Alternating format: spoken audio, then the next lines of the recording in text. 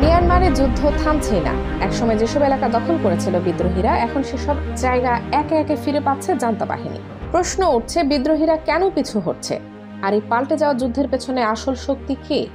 চীন সীমান্তের কাছে পাহাড়ি শহর কিয়াওকুম কয়েক মাস আগেও বিদ্রোহীদের হাতে ছিল শহরটি, কিন্তু মাত্র 3 সপ্তাহের মধ্যে সেনাবাহিনী শহরটি পুনর্দখল করেছে। এটি শুধু একটি শহর নয়, চীন থেকে মিয়ানমারের মূল ভূখণ্ডে যাওয়ার বড় বাণিজ্য রুট এখান দিয়েই যায়। তাই কিয়াওকুমের নিয়ন্ত্রণ মানে কৌশলগতভাবে বড় সুবিধা। এই শহরের পুনর্দখল এখন মিয়ানমারের যুদ্ধের নতুন বাস্তবতা দেখিয়ে দিচ্ছে। জান্তা আবারও শক্তিশালী হয়ে উঠছে। বিদ্রোহীরা প্রথমে সফল হয়েছিল। তারা স্থানীয় পাহাড়ি গোষ্ঠীগুলোকে একত্র করে গঠন করেছিল ব্রাদারহুড অ্যালায়েন্স। 2023 সালের শেষে তারা জান্তার বিরুদ্ধে বড় অভিযান চালায়, যার নাম দেয় অপারেশন 1027। তখন তারা 180টির বেশি ঘাঁটি দখল করেছিল, হাজার হাজার সৈন্য আত্মসমর্পণ করেছিল।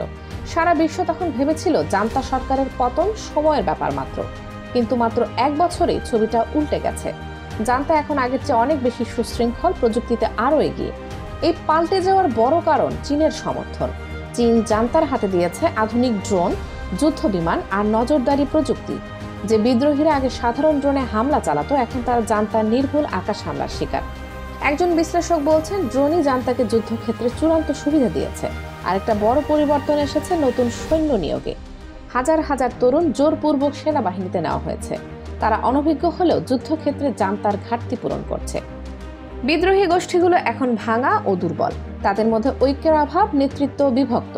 অনেকে আবার চীনের চাপে যুদ্ধ বন্ধে রাজি হয়েছে। চীন স্পষ্ট জানিয়ে দিয়েছে সে বিশৃঙ্খলা চায় না। তার লক্ষ্য মিয়ানমারের রাষ্ট্র টিকে থাকুক, সে জান্তা হোক বা না হোক।